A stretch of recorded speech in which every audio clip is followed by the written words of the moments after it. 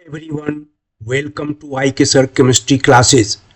आज इस वीडियो में हम लोग जानेंगे कि कार्बन मोनोऑक्साइड मॉलिक्यूल में कार्बन एटम की कोवैलेंसी कितनी होती है। मल्टीपल चॉइस क्वेश्चन के रूप में सामान्य रूप से पूछा जाने वाला प्रश्न है, what is covalency of carbon atom in CO molecule. इस प्रश्न के लिए 4 ऑप्शंस दिए गए हैं, 4, 2, 3 एवं 2.5। अधिकांश विद्यार्थी सोचते हैं कि कार्बन एटम की कोवैलेंसी प्रायः 4 होती है, तो क्यों नहीं इस प्रश्न के उत्तर में 4 में टिक मार दिया जाए।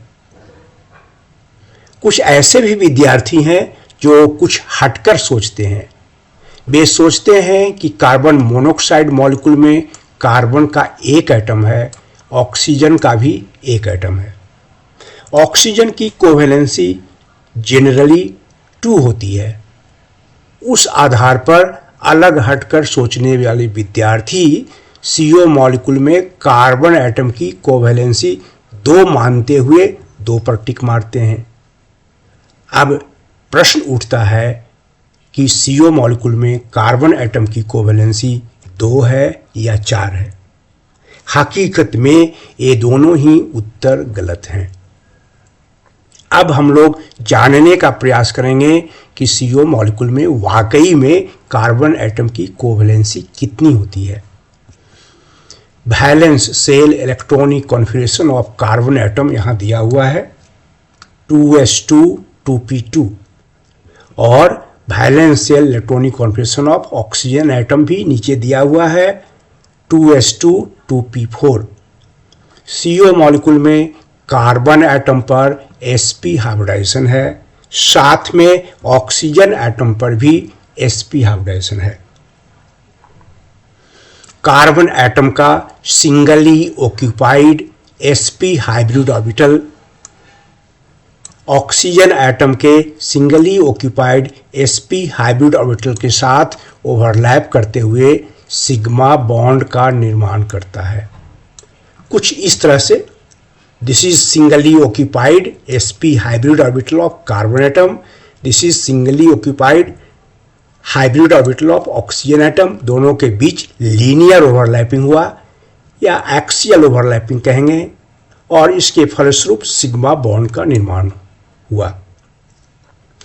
साथ में कार्बन एटम का singly occupied px atomic orbital oxygen atom के singly occupied px atomic orbital के साथ लैटरल या समानांतर ओवरलैपिंग करते हुए पाई बॉन्ड का फॉर्मेशन करता है, जिसे डायग्राम से हम लोग यहाँ दिखाए हैं। कार्बन और ऑक्सीजन एटम के बीच ऑलरेडी एक सिग्मा बॉन्ड बन चुका है। अब 2px जो सिंगली ऑक्यूपाइड है, दूसरा 2px ऑक्सीजन एटम का, यह भी सिंगली ऑक्यूपाइड है। दोनों के बीच लैटरल या पैरेलल और साइड वाइज ओवरलैपिंग से पाई बॉन्ड बना। अब कार्बन एटम का vacant py atomic orbital, this is vacant, oxygen atom के फील्ड py एटॉमिक ऑर्बिटल के साथ ओवरलैप करते हुए एक दूसरे पाई बॉन्ड का निर्माण करता है। अभी तक कार्बन और ऑक्सीजन एटम के बीच 2 बॉन्ड बन चुका है, सिग्मा बॉन्ड बन चुका है और एक पाई बॉन्ड बन चुका है। कार्बन ऑक्सीजन के बीच 2 बॉन्ड बन चुका है और अब तीसरा बॉन्ड बनने जा रहा है। कार्बन एटम का vacant 2py atomic orbital oxygen atom के फील्ड 2py एटॉमिक ऑर्बिटल के साथ ओवरलैप करके एक दूसरा पाई बॉन्ड का निर्माण किया। यह पाई बॉन्ड कोऑर्डिनेट नेचर का है, जिसमें दोनों इलेक्ट्रॉन ऑक्सीजन एटम का है। इस तरह से हम लोग देख रहे हैं कि CO मॉलिक्यूल में एक सिग्मा बॉन्ड है और 2 पाई बॉन्ड है कार्बन और ऑक्सीजन एटम के बीच।